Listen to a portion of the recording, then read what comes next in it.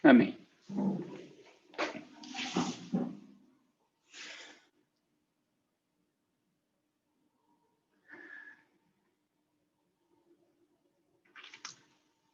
Nas duas últimas semanas, ou talvez no último mês,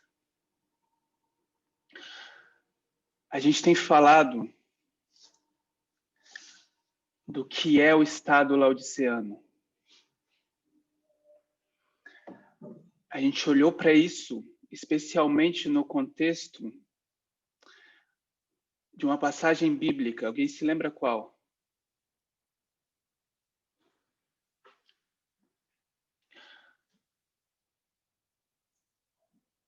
Vocês já acordaram? A gente foi para a segunda epístola de Pedro, capítulo 1, verso 4. Eu vou compartilhar minha tela para a gente se lembrar melhor disso.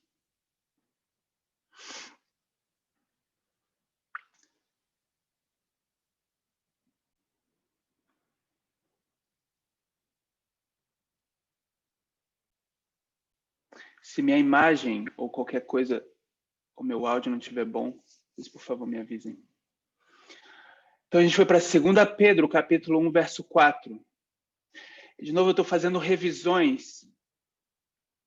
E a razão que eu faço revisões, em vez de continuar seguindo com os estudos, ou seguindo com a mensagem que deveria estar sendo compartilhada, alguém arrisca dizer por que eu tenho que fazer revisões? Compartilhe no chat. Talvez a resposta não seja óbvia. Mas por que toda vez eu volto para o estudo e tenho que repassar cada ponto?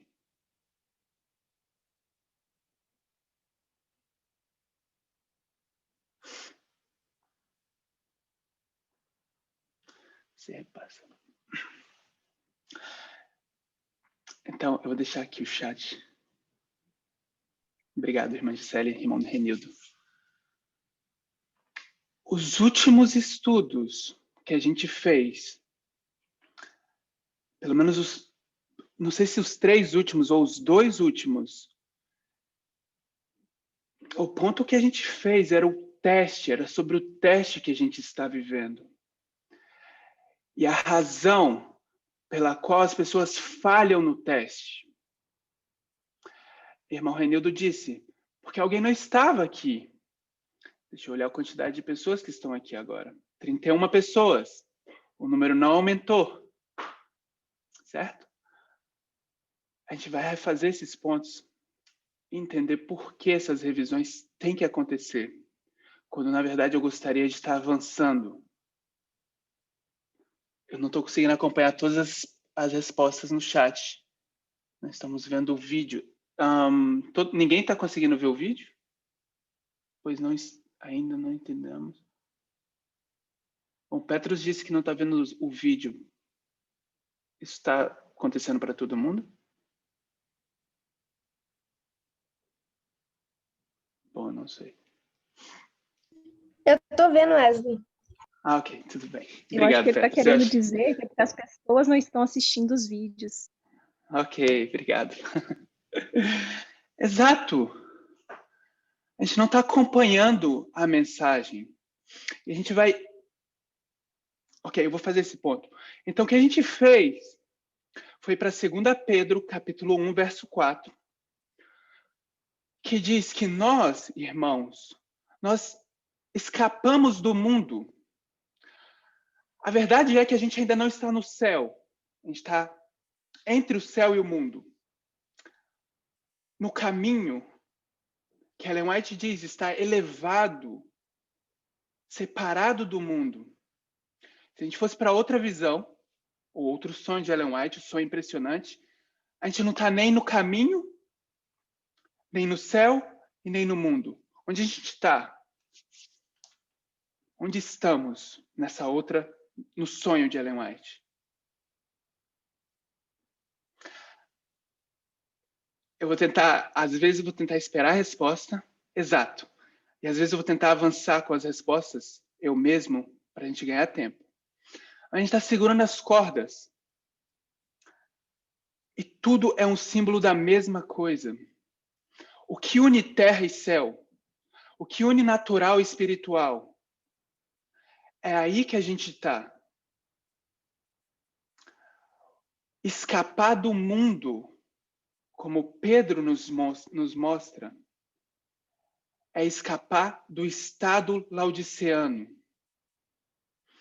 A gente escapou das visões que a gente tinha como Laodiceia. E isso só é possível por uma metodologia de parábolas. É aqui que a gente está hoje. O problema era qual? Na visão que a gente está olhando, ou no estudo que a gente tem feito, qual foi o problema que algumas pessoas que estavam aí nesse caminho, ou estavam segurando nas cordas, qual o problema que elas encontraram? Não acreditavam mais na mensagem do clamor da meia-noite. Exato. Em outras palavras, não, nas palavras de Ellen White, o que elas diziam? Ou como elas agiam? A irmã Gisele nos deu essa resposta agora. Não foi Deus que nos levou tão longe. Não foi Deus que nos levou tão longe. Não pode ser que essa luz que nos tirou do mundo nos leve ainda mais longe. E eu vou perguntar de novo. Aonde a luz leva? Qual o destino final da luz? Será que é Céu. até o fechamento da porta da graça? A luz leva até o fim do caminho, segundo o advento. A luz do clamor da meia-noite. Setembro, outubro 2018. É nos dada. E o que ela faz conosco? Ela remove, para alguns com facilidade, para outros a força. Remove o quê? A nossa visão do mundo, nosso estado laodiceano, que era sexista, racista e homofóbico, nacionalista, uma série de coisas se desenvolvem. Nos tira do mundo. Ok. Então, isso é uma breve revisão. Eu realmente recomendo que, para não perder os pontos, a importância desses pontos, vocês voltem nos últimos vídeos, nos 2 últimos que a gente tem, que foi quando a gente começou a gravar, dos últimos sábados.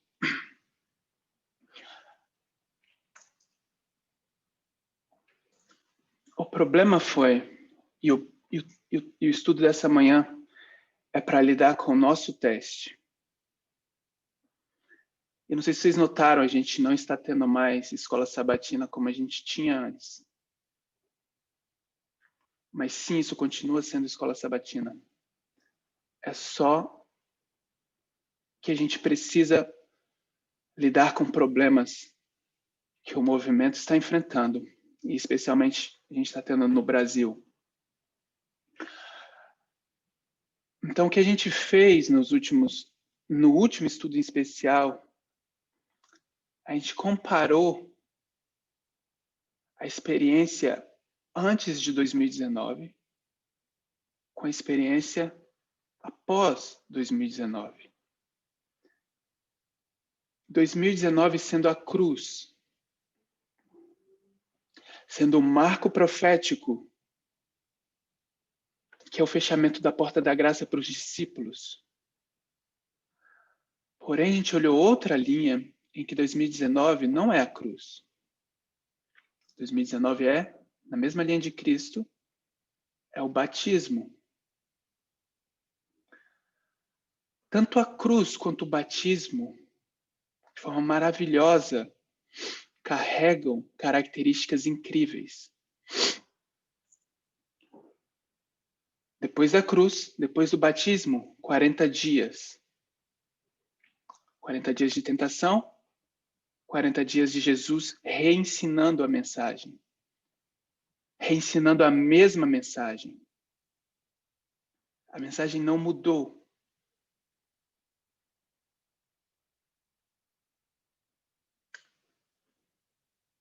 Ambos os marcos, a cruz é seguida, ou eu vou colocar dessa forma. A cruz segue a experiência do Getsemane. E o que a gente viu, eu vou destacar que são esses dois textos aqui. O que a gente viu nesses dois textos é que o Getsemane e o deserto, eles compartilham das mesmas características. Quando Jesus entra no Getsemane, seu semblante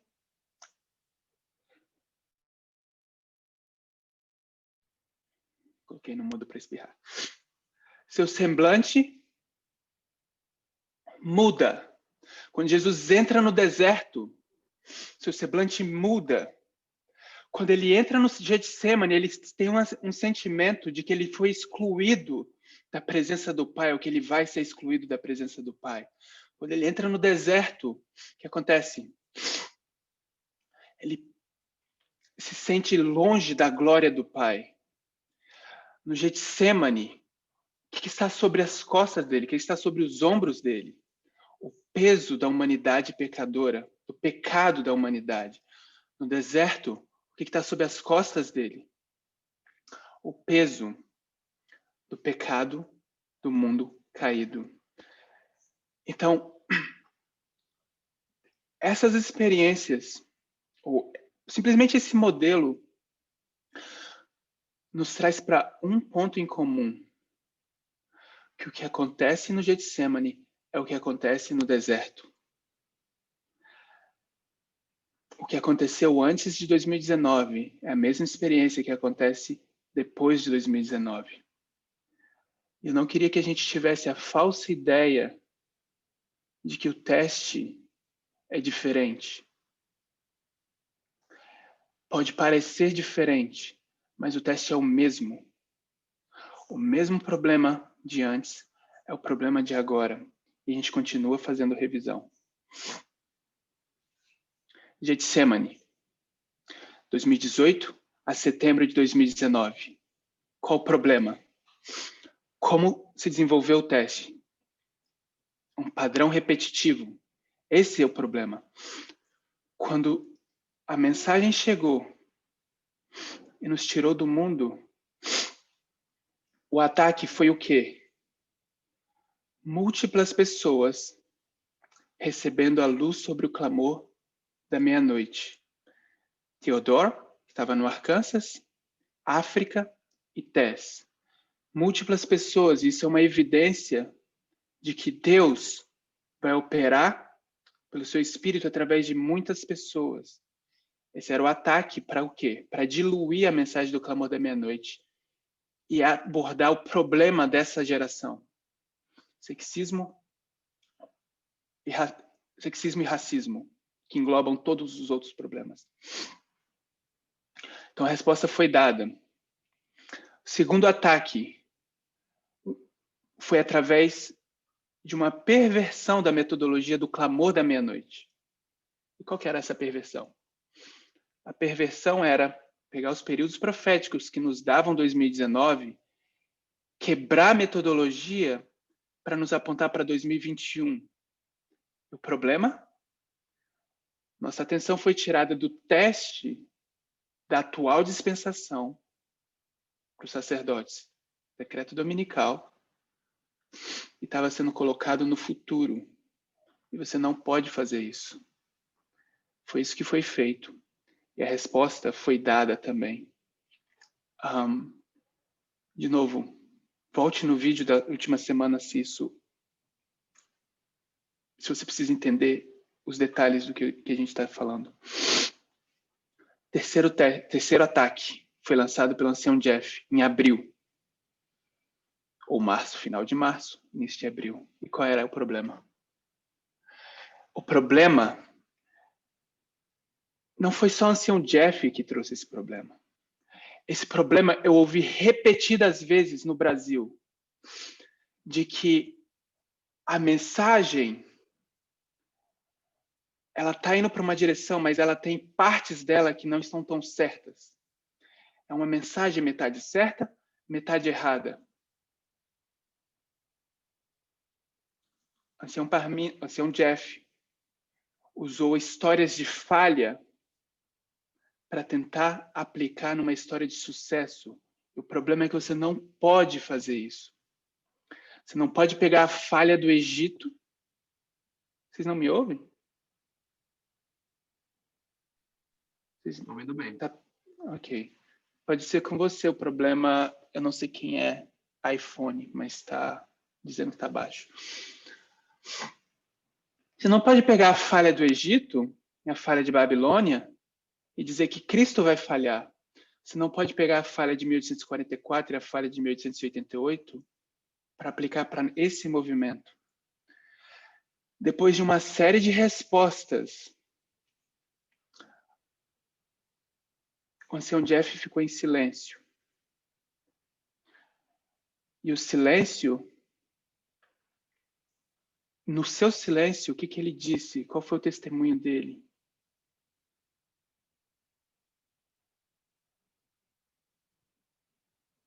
Alguém se lembra? Ele não Qual foi o assistiu mais os vídeos. Ele parou de assistir os vídeos. Ele disse, eu não assisto mais os vídeos. E ele começou a atacar uma mensagem que ele nem sequer sabia qual era. E eu vou dizer, e eu, de novo, não posso tentar ser mais enfático, e é o que eu estou tentando fazer. A razão que eu estou repetindo essas coisas não é só porque as pessoas não estão participando das reuniões. Essa não é a única razão. Porque se a gente voltar em 2 Pedro, capítulo 1, eu vou descobrir o verso. Verso 12. 2 Pedro, capítulo 1, verso 12. Por isso, irmãos, não deixarei de exortar-vos sempre acerca destas coisas, ainda que bem as saibais. Mas eu faço isso para que vocês fiquem firmados, na verdade, presente. Mesmo que vocês já saibam, eu não vou deixar de repetir. E ele repete essa ideia em vários versos durante esse capítulo, que é o nosso objeto de estudo. Então, eu não posso deixar de repetir o perigo que as pessoas estão quando elas deixam de ver vídeos. Deixar de ver vídeo não é um bom sinal para você. Deixar de ver vídeo só te coloca numa posição de não entender o que vai acontecer daqui a pouco. A mensagem do clamor da meia-noite não é múltiplas pessoas separadamente entendendo luz. Não foi quando foi Theodore, África, ambos, Theodore e África, falharam. A mensagem deles era uma mensagem falha e se provou falha não quando 18 de julho não aconteceu. Desde o início já tinha se mostrado falha.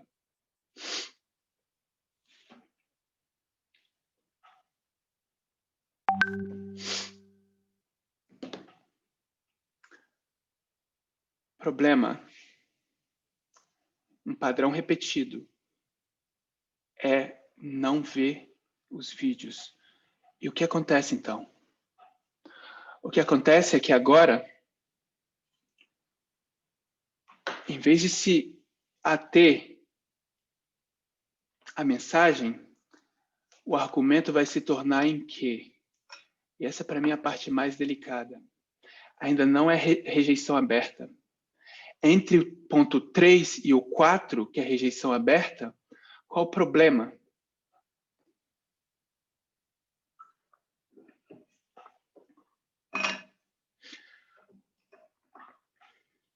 Qual o problema entre o ponto 3, quando a última resposta é dada e a oposição entra em silêncio, e 4?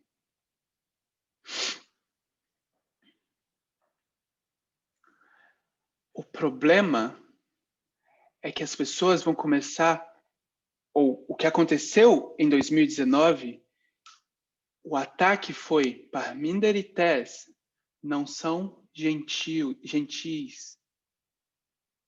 Eles não nos ouvem. Eles não entenderam qual foi a minha situação. Eles não entenderam o meu lado, não deixaram eu contribuir com a coisa. E então, a gente viu rejeição aberta. E a resposta, de novo, foi dada. Não com acusações sobre caráter das pessoas, que as pessoas não são legais, mas sim com linhas de reformas. Com as linhas. Com parábolas. Então, deixa eu ver quanto tempo eu já estou falando. Então, a gente entra no período de deserto. O problema, de novo, assim como antes, o problema é duas definições da natureza do reino, duas definições do clamor da meia-noite. O ataque veio.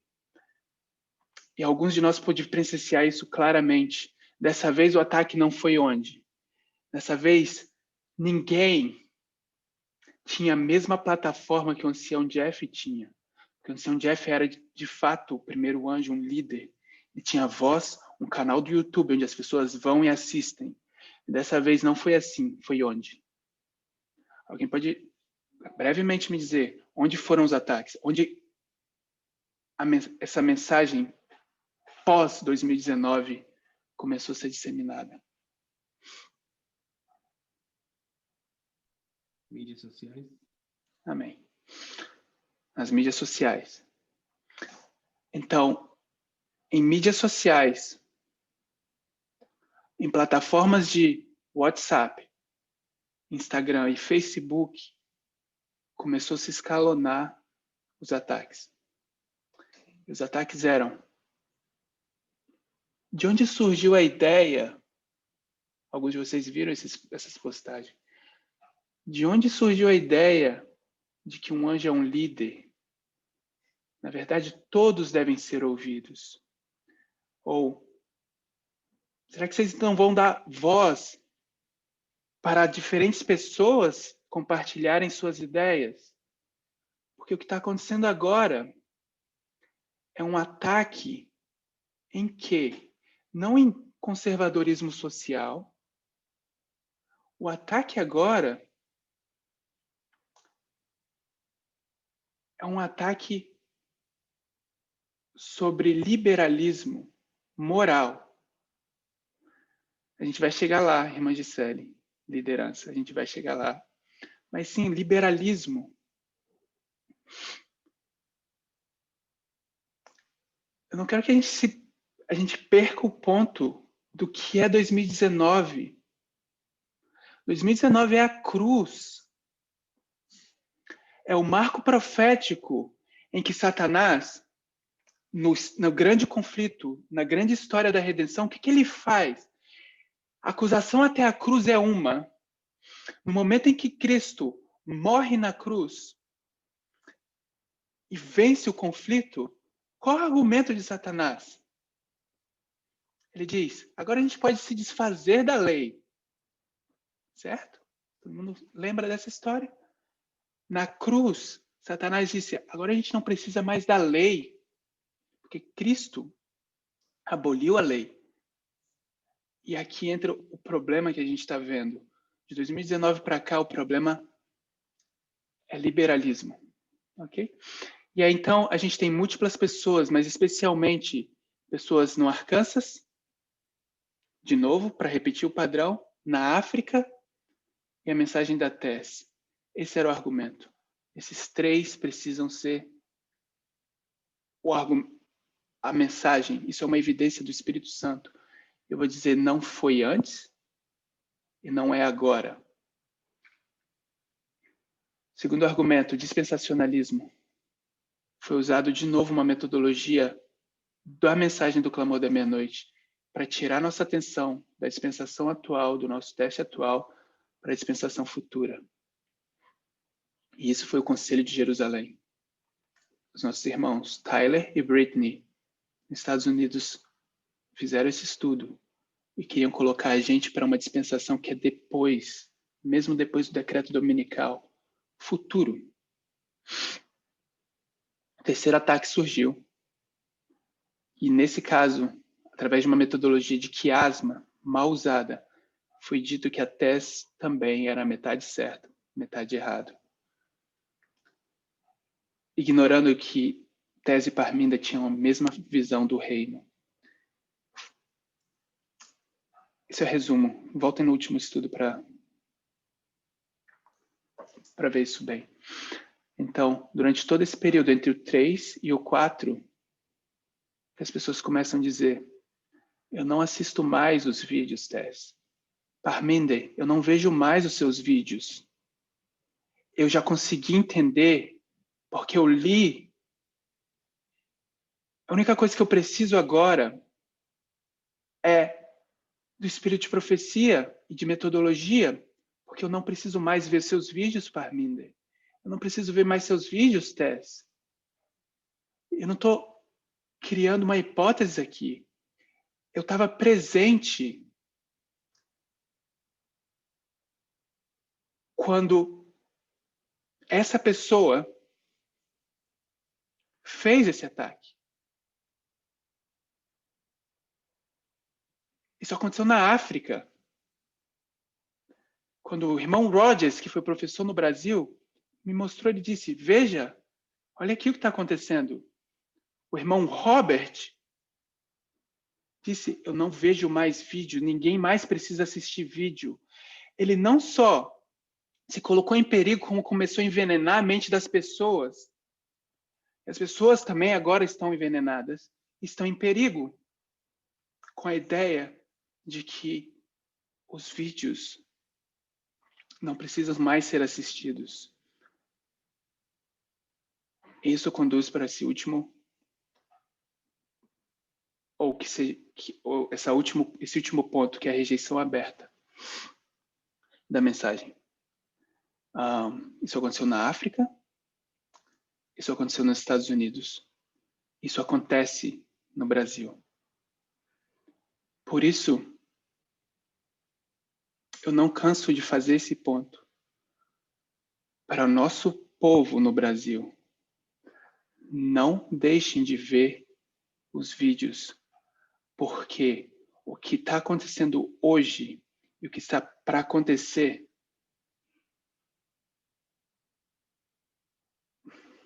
Gabriel está reclamando do áudio, está falhando. Está falhando para todo mundo? Para mim não. Não. Tá falhando. Não. Tá ótimo. Provavelmente é seu áudio, Gabriel.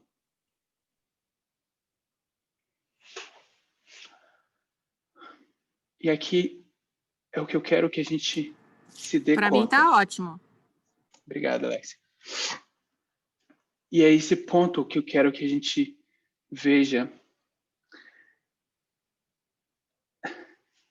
Talvez eu não estou conseguindo caminhar vocês pelo ponto da forma como eu gostaria, da forma como eu vi a importância do ponto. Mas os argumentos vão começar a se tornar pessoais, porque a gente não está vendo como a mensagem sai do touro ápice, sua forma, que precisa ser extirpada do meio de nós, e do touro ápice espírito. Quando a gente não vê que a gente saiu desse ponto e está indo para esse, e essa é a parte difícil. Quando a gente não vê essa conexão, porque a gente não está acompanhando ponto por ponto, bloco por bloco, de como a mensagem está sendo construída, a gente vai começar a usar os argumentos que foram usados. Parmênides e Tese não são legais. Eles não nos ouvem. Eles não nos dão a oportunidade de nos explicar, de falarmos. E esse é o ponto que eu gostaria que a gente visse. Rejeição aberta acontece.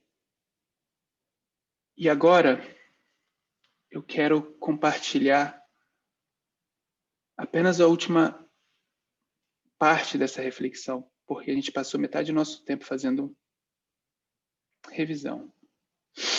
Então agora eu quero trazer um pouco mais de alguns pontos mais a respeito disso. Isso é parte do vídeo que a Ancien Thèse está gravado, já está no YouTube, que é Falsa Liberdade, parte 2. Eu vou compartilhar esses pontos com a gente. Na metade da apresentação, mais ou menos,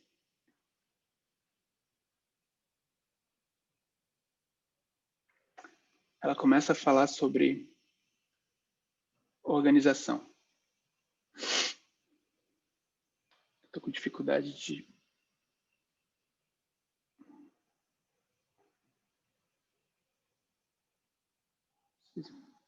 Se vocês tiverem um pouquinho de paciência, eu vou... O meu arquivo não está abrindo aqui, mas isso já vai ser resolvido.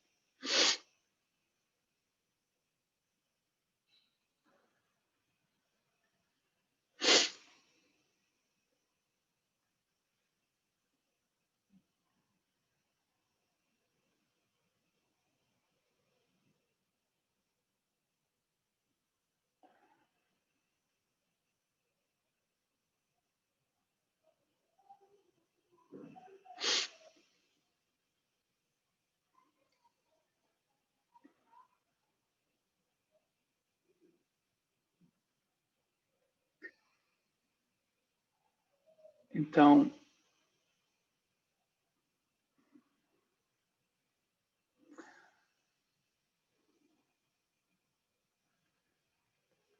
ok.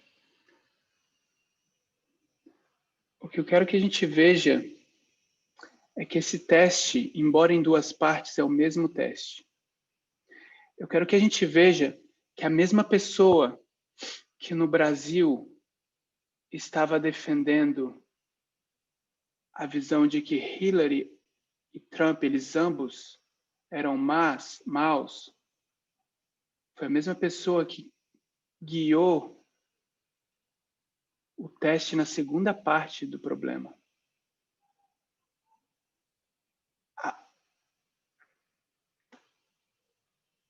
Eu gostaria de encontrar melhor meu documento aqui para fazer esse ponto ainda mais claro. As mesmas pessoas que se envolveram no início também estavam envolvidos no problema depois. É um teste em duas partes. Se a gente puder entender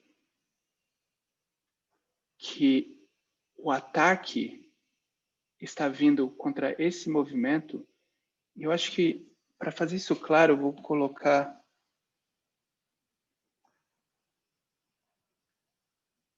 algum dos argumentos que é feito para lutar contra esse movimento. E o argumento é que essas pessoas estão paralelando os protestos externos, onde os protestos protestantes que estão indo para as ruas estão lutando contra um mau governo. Então as pessoas olharam e disseram: nós também estamos lutando contra um mau governo.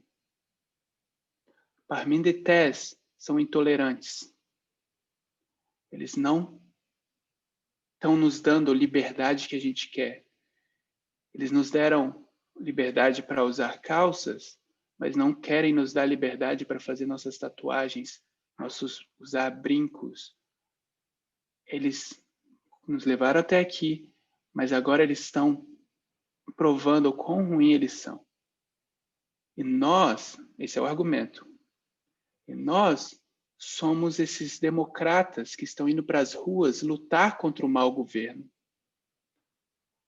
Trump. De novo, isso é um mau uso da metodologia que foi desenvolvida pelo Clamor da Meia-Noite, pela anciã Tess. Se a gente olha essa história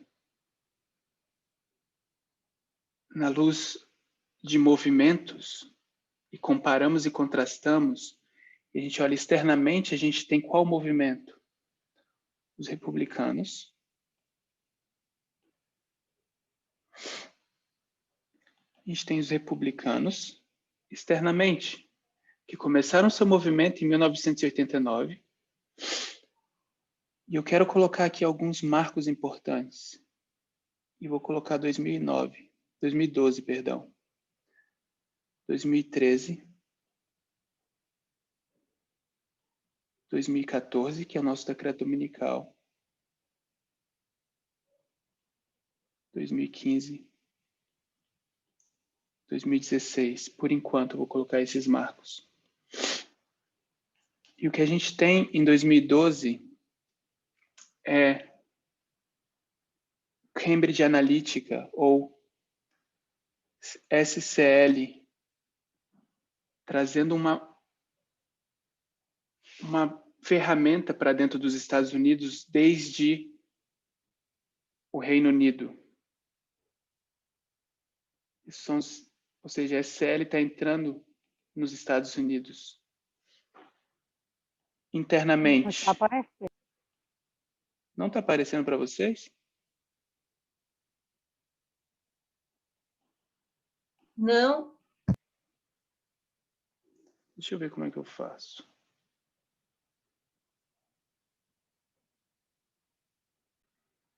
Está aparecendo agora? A tela sim, só que você está fazendo a parte de baixo, tem que subir um pouco. Parece duas linhas aí? Silêncio ali. Tá bom, eu não estou ouvindo bem vocês. Tá aparecendo só até rejeição aberta. Para baixo, não. Então me dá um minuto que eu vou tentar, não sei, vou parar, compartilhar. Eu vou compartilhar mais uma vez.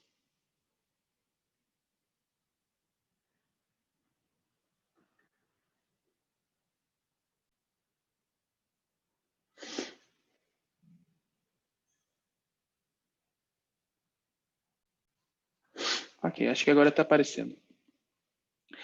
Então a gente tem uma linha externa e uma linha interna. Ok?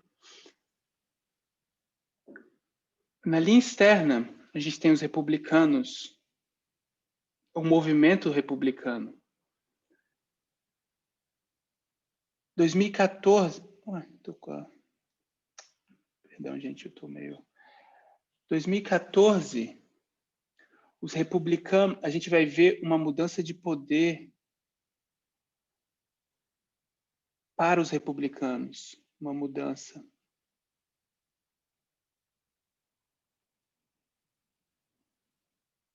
Quando, pela primeira vez na história dos Estados Unidos, o Senado vai ter uma maioria que nunca teve antes. Isso acontece em 2014. 2012 foi quando do Reino Unido entrou o CSL nos Estados Unidos. Mas em 2013, Snowden, isso é estudo antigo, Snowden faz oposição a isso que entrou nos Estados Unidos. Ele se opõe não só a essa ferramenta que está sendo usada, mas ele também se opõe a Obama, o líder daquele país. 2015, Trump começa a sua campanha. 2016, Trump é eleito. Eu quero que a gente veja internamente o que isso representa. 2012, uma mensagem de tempo sai de onde e vai para onde? Uma mensagem de tempo entra nos Estados Unidos, vindo de onde? Do Reino Unido também. 2013, Path of the Just rejeita completamente essa mensagem e também rejeita o líder, Obama. Nesse caso, não é Obama, é Jeff. Existe uma rejeição do líder do movimento, Jeff. Veja que Obama é Jeff. Se a gente veja isso, Obama é Jeff. E quem trouxe a mensagem de tempo para o movimento foi Parminder. Os dois estão em oposição aqui. Em 2014, existe uma mudança de liderança. A mudança acontece em 2014. 2015, muitos de nós testemunhamos isso visualmente. Eu estava no Arkansas quando o Jeff disse: Parminder voltou a ensinar. Eu recomendo os vídeos dele. E foi a primeira coisa que eu fiz. Ele fez vídeos no Canadá. Ele começa em 2015 a ensinar. Parminder começa sua campanha ensinando. 2016, Parminder não é eleito, certo? Ele é ungido. Ele é ungido. Veja que Obama é Jeff e Trump é Parminder. E o que as pessoas começaram a fazer atualmente foi: nossa mensagem de liberdade é uma revolta contra o mau governo Trump, que é o Parminder. E nós somos os bons democratas protestando contra quem? Contra o mau governo Trump, ou a má liderança de Parminder e Tess. Foi esse o argumento usado através dessa metodologia que é desenvolvida no Clamor da Meia-Noite. Então, as pessoas estão dizendo que elas estão protestando contra Trump. O que as pessoas não entendem é a raiz dessa metodologia. Deixa eu ver quanto tempo eu tenho. Tem mais 20 minutos. Então, movimento republicanos. Para fazer uma metodologia de parábolas, você precisa identificar o tema. E o tema aqui é o quê? Alguém pode me dizer qual é o tema que está sendo usado para desenvolver essas duas linhas?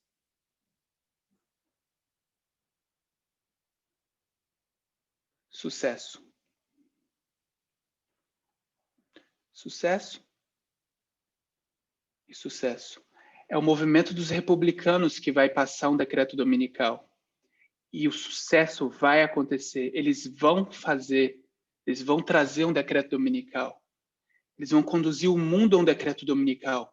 E esse movimento, de forma bem sucedida, também vai. E a gente precisa olhar nessa metodologia, é sucesso e sucesso. Trump vai ter sucesso, esse movimento também vai ter sucesso.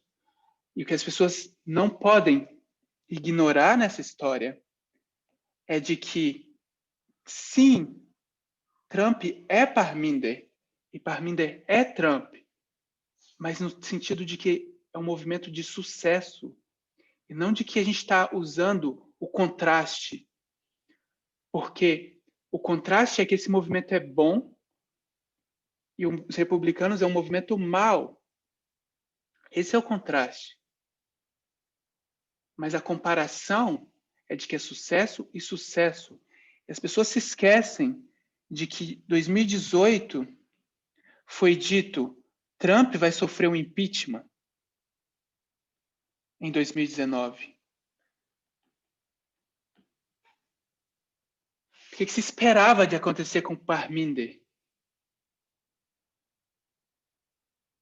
em 2019?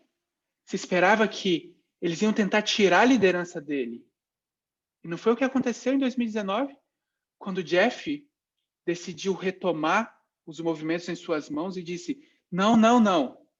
Parminder não é o líder. Eu estou pegando de volta. Isso em 2019. Foi bem sucedido o impeachment do Trump? Resposta: não. Foi bem sucedida a tentativa de tomada da liderança do ancião Parminder? Resposta: não.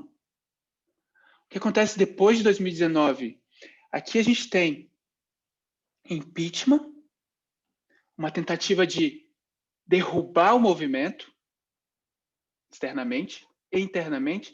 O que acontece em 2019 e depois de 2019, ou seja, 2020, contra revolução. E que as pessoas não entendem é que o que elas estão fazendo é uma contra-revolução contra um movimento de sucesso. Os ataques de liberalismo que esse movimento está recebendo hoje é contra um movimento de sucesso. Eles não vão ser bem-sucedidos, não vão ser externamente e não vão ser internamente. Esse movimento caminha para sucesso. Ok? Então, deixa eu fazer uma coisa aqui. Isso. É um teste. Duas partes. Eles estão lutando contra um movimento de sucesso e contra o reino de Deus.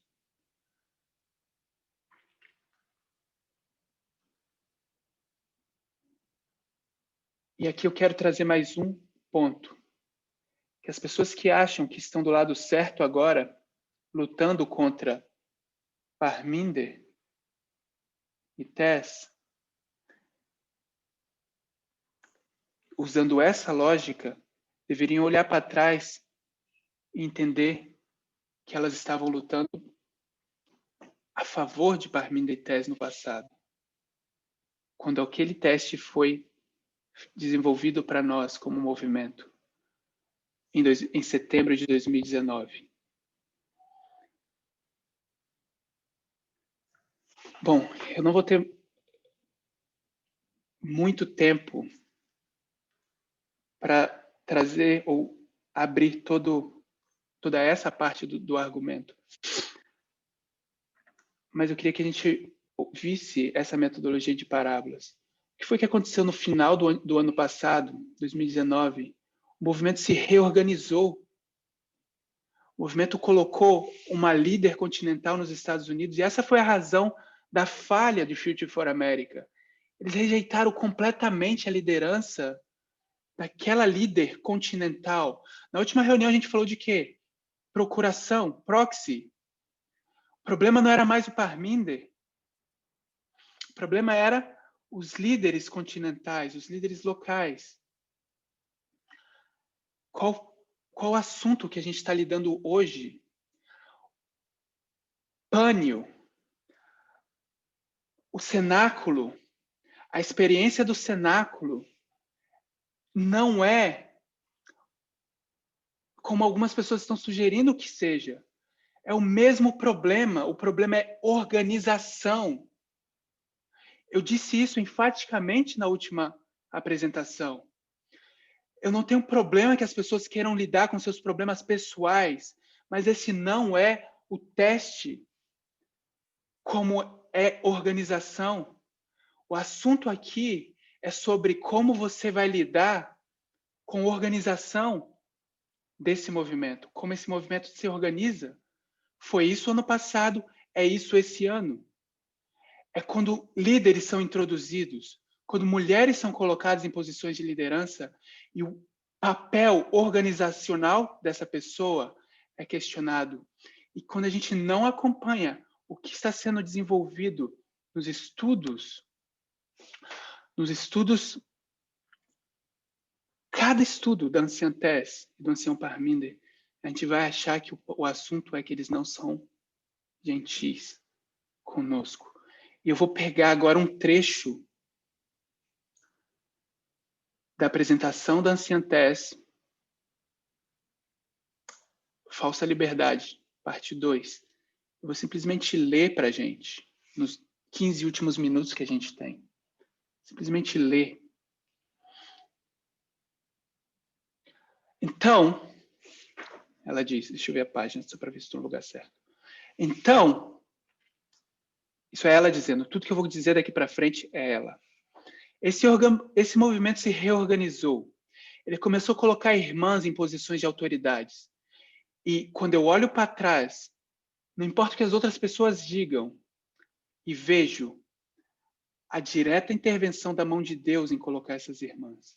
Então, quando a gente chega em agosto do ano passado, a liderança dos Estados Unidos estava sendo varrida. E eles não tinham nenhum líder continental. E o que aconteceu? Deus conduziu isso de forma clara. Ele colocou uma nova líder continental para os Estados Unidos. E ela não foi escolhida porque ela era negra. Ela não foi escolhida porque ela era mulher. Ela foi escolhida por causa das qualidades que nós vimos nela. A gente viu a habilidade dela de fazer aquele trabalho. Mas, claro, isso se encaixou com o fato de que ela era negra e era mulher. Então, ela foi apontada como líder dos Estados Unidos. Então, os ataques começaram contra a liderança agora.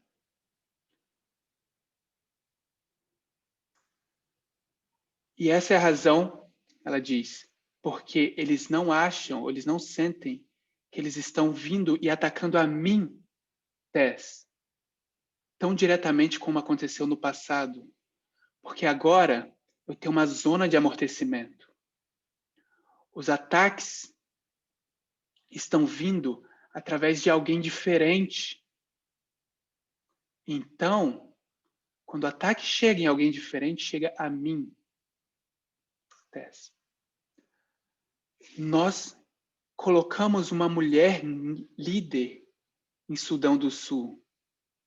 E agora, como que Sudão do Sul está respondendo? Anarquia aberta.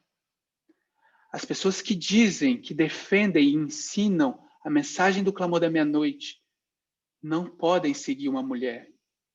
Arkansas, as mesmas pessoas que diziam que eles, através da obra do Espírito Santo, estavam se unindo para redefinir a mensagem do clamor da meia-noite. O que ela está querendo dizer aqui é que, no passado, múltiplas pessoas se uniram para mudar o que a mensagem do clamor da meia-noite queria dizer. E agora, eles são os mesmos. Pensem no irmão Tyler, porque ele era uma dessas pessoas que queria redefinir a mensagem do clamor da meia-noite. Eles, ou seja, ele é parte das mesmas pessoas que, enquanto eles tentam... aqui essa parte eu vou ter que traduzir melhor.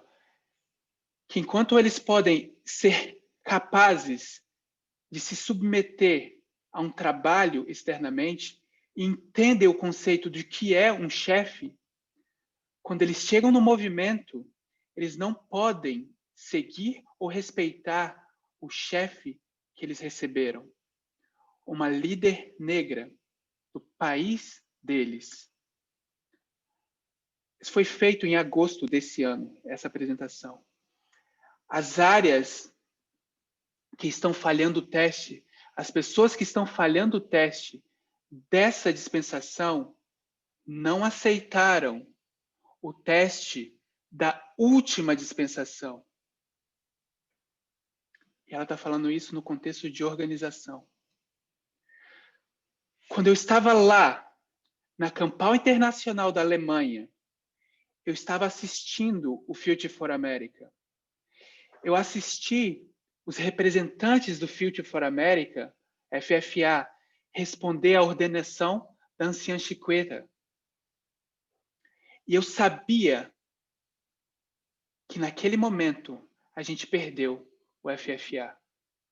Porque o que quer que eles digam sobre acreditar em igualdade, quando você traz eles para o teste último, o último teste, o ponto final do teste, eles mostram se eles acreditavam ou não em organização. E se eles estavam, ou se eles acreditavam ou não em igualdade. O mesmo teste confrontou as pessoas que dizem acreditar ou aceitar na mensagem.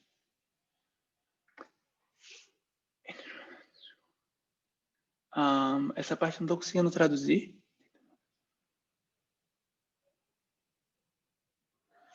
Eles não aceitam organização, eles não aceitam igualdade. E o teste último não foi eu. Eles não falaram comigo. Eles não ouviram a mim. Eles não aceitaram a mensagem que eu dei. Mas o teste último é como eles respondem, ou como eles representam igualdade no comportamento deles em relação ao chefe deles. Ela continua. Então, quando as acusações de maus tratos, de mau comportamento,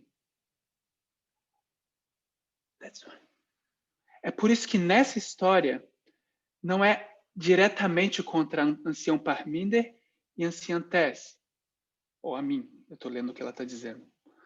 É mais no nível local, porque agora eles têm um líder local que está testando eles na mensagem do clamor da meia-noite, simplesmente porque eles existem. São palavras dela.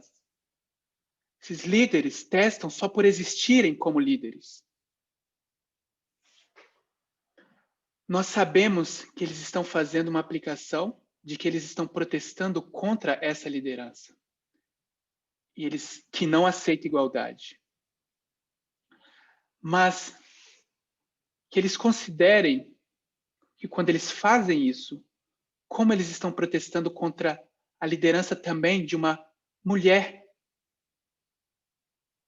de uma liderança negra, e veem se sim ou não eles estão realmente passando no teste da organização ou igualdade.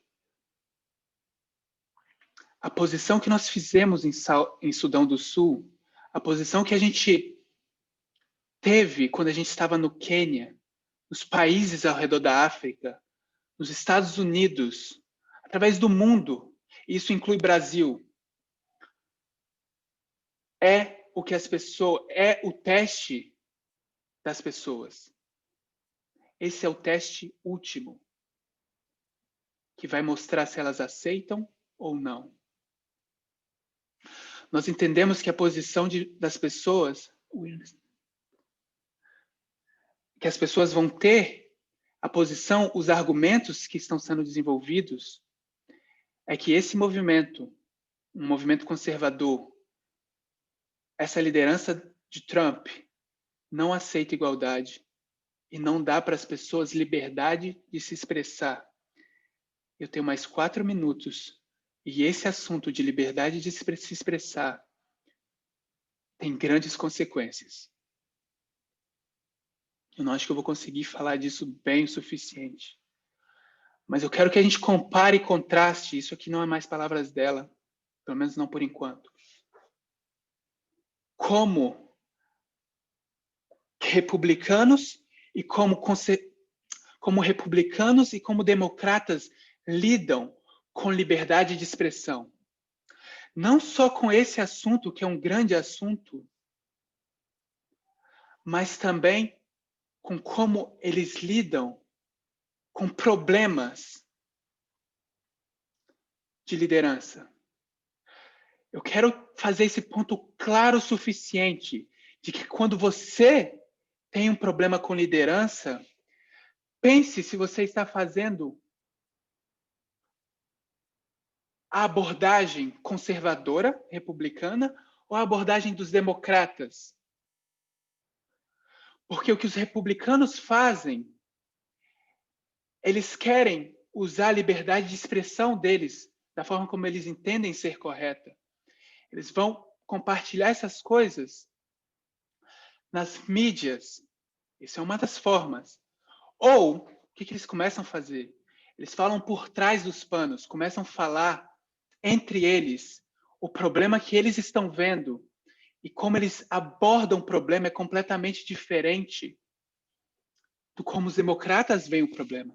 Porque quando um democrata vê um problema na liderança, o que eles fazem? Eles preenchem um formulário.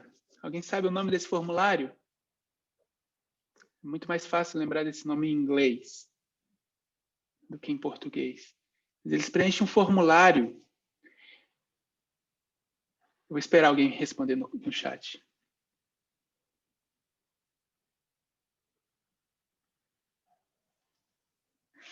Qual o nome do formulário?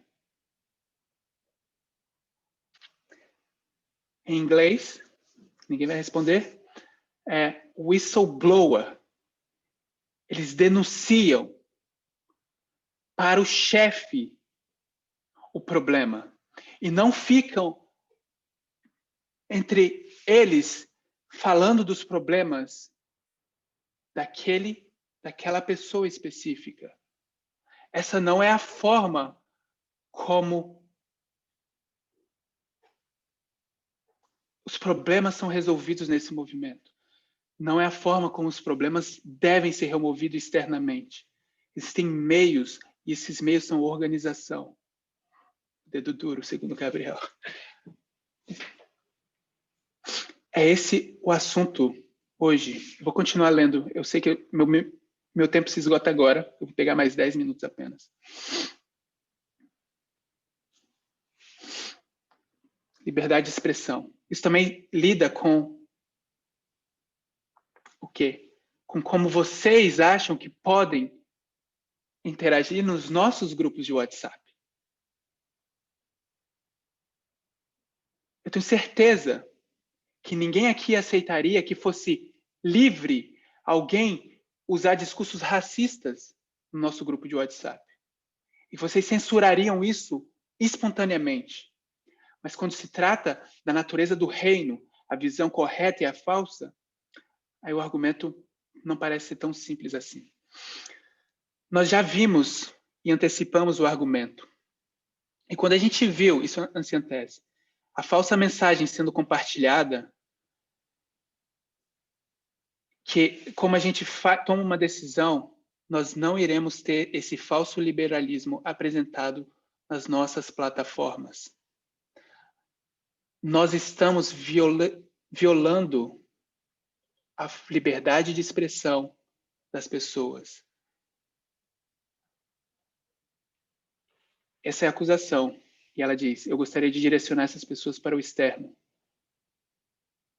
Quando você olha para o externo, como você vê o assunto de liberdade de expressão hoje? Existe um monte de nuances que eu penso que as pessoas esperam. Considere as mídias de plataforma. Considere o Facebook, Mark Zuckerberg. Qual lado o democrata e os republicanos estão argumentando? Que um não respeita a liberdade de expressão do outro. Se você seguir os artigos de notícias que acontecem, dizendo histórias sobre plataformas tecnológicas, então vai fazer mais sentido para você. Mas para melhor entender essa tensão interna, nós deveríamos ver o que está acontecendo externamente. Isso é um escalonamento da definição do que é livre expressão. Então ela entra em alguns pontos aqui sobre como o Facebook e Twitter têm censurado, verificando a validade das informações que os republicanos postam, teorias de conspirações, fake news. Eu acho que cada um aqui, se ainda não concorda, deveria pensar qual posição se encontra sobre como uma teoria de conspiração, que o QAnon, a mais quente do momento, como uma má informação causa injúria física, vida ou morte física para as pessoas. Uma teoria de conspiração mata pessoas. Nos nossos grupos já foi compartilhado coisas contra a vacina e já está mais que provado quanto isso pode, não só pode, como causa morte de pessoas. Externamente, uma notícia falsa é vida ou morte. Internamente, compartilhar a falsa mensagem do clamor da meia-noite causa vida ou morte. O assunto em questão agora é de vida ou morte. Então, Mas eu vou tentar... reclamam liberdade de expressão. Os que querem postar, eles reclamam liberdade de expressão. Exato. Querem postar e reclamam de liberdade de expressão. Era isso que você queria dizer? Acho que não. Sim, eu só quis dizer isso. Que é uma mensagem perigosa, mas reclama que é liberdade de expressão colocar a teoria de conspiração. Exato. Perfeito. Deixa eu usar meus 5 últimos minutos, porque eu peguei 10 minutos a mais para selecionar uma parte dessa apresentação da tese. A última parte.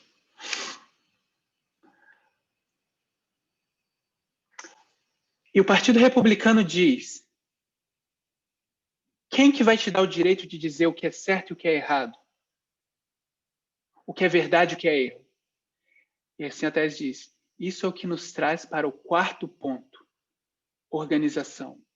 O teste de organização para essa dispensação é branco e preto, é claro, é o que ela diz. Não existe nenhum espaço para entender isso errado. Deveria ser, por si só, eu digo para você, onde está a verdade, onde está o erro nessa dispensação. O assunto de organização é claro. Então ela diz, nós estamos na história, e ela está fazendo uma aplicação do 2019, que é o fechamento da Porta da Graça, 1861, que de forma que o modelo aponta para o fechamento de Porta da Graça na história milerita. Então ela diz, nós estamos na história depois de 1861, quando eles se organizaram. Nós estamos na história logo depois de 22 de outubro, quando eles se organizaram. Eu vou ler, aí ela diz, eu vou ler algumas citações que eu li antes, entendendo que a aplicação direta é agora. Essa citação é de um pioneiro, mas ela vai começar com Ellen White. Eu acho que essa citação existe em português, mas para não ter que ir procurar, eu não lembro agora. Se alguém tiver, quiser compartilhar aí no grupo, acho que o Jorlan pode ter isso. Eu fui mostrada que alguns estão temendo que nós nos tornemos Babilônia se nós nos organizarmos. Mas o caos é Babilônia. Se nós não nos organizarmos, nós vamos estar espalhados. Ministros de Deus precisam, de forma unida, tomar suas posições e manter mantê-la com decisão. Haveria uma influência unificante entre o povo de Deus. Corações iriam seguir e se unir um com o outro como uma gota de água, iriam fluir. Então ela está fazendo esses pontos. Então ela diz, a anciã Tess diz, então quando você organiza, o que você vai encontrar? Você vai receber acusações, oposições. E nós não podemos ter medo das acusações. E ela continua o texto. Assim, a influência de alguns líderes é contra a organização, enquanto eles professam, por suas palavras, serem em favor dela. Eles estavam com medo de perder sua influência. Alguns devem vir para cá e aceitar a responsabilidade e se aventurar com sua influência como se tivesse sido censurada e danificada. Eles devem encarar isso. Então, o que você enfrenta? Oposição e censura. E ela continua lendo alguns outros textos. E ela lê agora um de Loughborough. Enquanto a gente pode reconhecer que a mão do Senhor está trazendo um povo através do clamor da meia-noite, livre do poder de credos e colocando na condição onde eles podem pesquisar e aceitar essas verdades, essa liberdade, a liberdade que dada pelo clamor da meia-noite, essa liberdade não dá permissão para anarquia e confusão. E agora ela cita um irmão do Quênia, o irmão Robert. O irmão Robert e aqueles que estão seguindo ele no Uganda e no Quênia e através do mundo, que tem simpatia com os argumentos que ele fez, que estão na posição... Qual é a posição que eles se encontram agora? Se nós acreditamos em liberdade, não existe organização, não existe estrutura de liderança. Ele acabou com isso. Ele usou o argumento de liberdade, o argumento usando a mensagem do clamor da meia-noite, e ao mesmo tempo ele rejeitava a mensagem, tentava redefinir a mensagem, e acabou entrando em confusão e anarquia.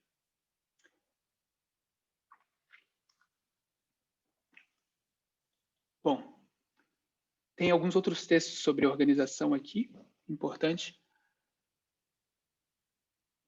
Mas eu quero que a gente tenha claro que o teste de igualdade que foi falhado na última geração, na última dispensação, que está sendo falhado agora, o teste de igualdade é um teste de organização.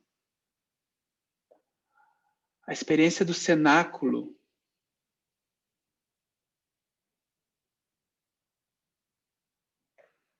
entrar na experiência do cenáculo é sobre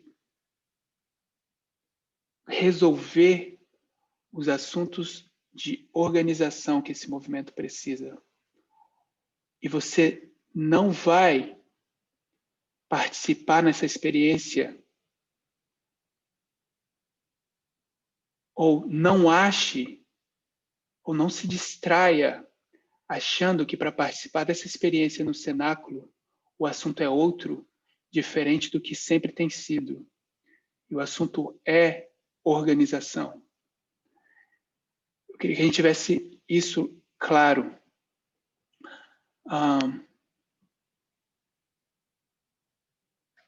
Eu preciso terminar lendo mais algumas frases dessa apresentação. Não apenas eu, anciã Tess, não apenas o ancião Parminder, mas os líderes continentais dos Estados Unidos, os líderes continentais da África, os líderes continentais do Sudão, e eu acrescento, os líderes continentais da América Latina, os líderes locais do Brasil. Este é o nosso teste. Será que vamos ficar com medo, como isso foi descrito antes pelos textos? A censura, a culpa, o dano que isso pode fazer, a oposição, a batalha é sobre organização. Ela diz, nós vamos deixar que isso nos encovarde e nos coloque em silêncio? Então, nós temos nossos próprios ombros a responsabilidade da falha do povo de Deus para estar prontos para a obra. Não. Nós não vamos permitir que isso aconteça, porque essa história é uma história de sucesso. Nós temos 2 testes, um do lado do outro, Getsemane e deserto. O mesmo irmão, e essa parte é importante, o mesmo irmão que eu chamei de irmão T no Brasil, Tyler, que tentou quebrar a mensagem do clamor da meia-noite lá atrás, o modelo, colocando ela na sua própria forma de mundo, de ver o mundo, ele não entendeu a mensagem do clamor da meia-noite agora, que é uma mensagem de organização. Ele repetiu o erro dele hoje, o erro de antes, o erro hoje. O irmão que eu discuti com ele no Zimbábue, na história que não mostrou igualdade, que estava estudando de uma maneira fanática, é o mesmo que está agora do lado do movimento em setembro. O mesmo irmão do Quênia fez as mesmas coisas. A mesma irmã que rejeitou o meu papel ensinando a mensagem aqui, é a mesma que está agora no Zimbábue chamando as pessoas de fanáticos. Quero que a gente perceba que as mesmas pessoas que estavam com problema antes não deixaram o problema agora. Parece que antes o problema era conservadorismo. E parece que agora o problema é liberalismo. Eu passei antes, eu estou passando agora, quando a gente não entendeu qual é de fato o problema. E o problema é organização. As pessoas nessa história, eles disseram para mim, esse teste é muito fácil porque eu sempre fui mulher. Porque eu sempre soube que mulher era igual. Eu sentia isso. Eu sempre soube sobre calças que eram aceitáveis. Então, esse teste é fácil. Então, eles vêm para esse teste e, de repente, eles estão falhando nesse teste. Porque eles, na verdade, não passaram aquele teste. Quando eles disseram isso parecia bom. Eu quero minha liberdade, eu quero vestir como eu quero. Eu vou usar calças porque essa é a minha liberdade. Isso é um abandono da mensagem de vestimentas. Então eu posso também usar brincos. Eu não quero ser conservador aqui. Eu acho que esses diagramas não servem. Eu não acredito nos votos de reforma. E o que eles fazem aqui? Eles usam o argumento de abandoná-los. Tem que abandoná-los. Eles estão ambos atacando a mesma mensagem consistente, porque eles ainda não passaram naquele teste. Essa é a razão por que a gente não foi trabalhar ainda em pânio, palavras ancientese. Essa é a razão por que a gente ainda não chegou em pânio, a gente ainda não está trabalhando para os levitas. Não até a gente sair disso. Até a gente chegar aonde? Ela pergunta. Então ela faz o argumento da ascensão. E é aqui que a gente está. A gente está prestes a entrar no cenáculo, onde os corações vão se unir como 2 gotas de água e fluir. eu estou muito atrasado com o meu tempo, mas eu queria trazer aquele estudo para nós hoje, porque esse problema é um problema que existe hoje.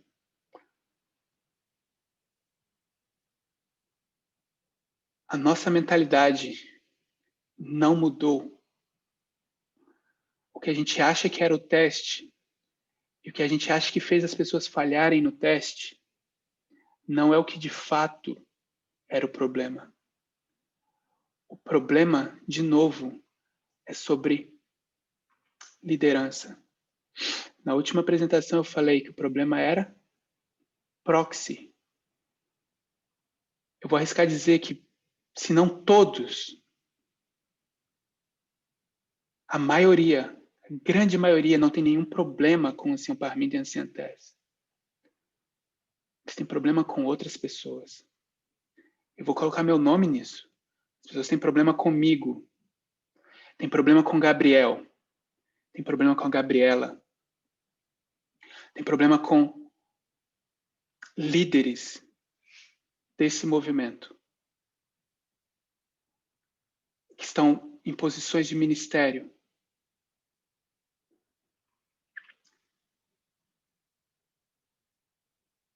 E isso é verdade. Isso é o que acontece. Acontece hoje e aconteceu sempre. A gente tem que repensar os problemas e como eles se desenvolvem, como o nosso teste se desenvolve. Eu vou convidar vocês para uma oração e a gente encerrar esse estudo.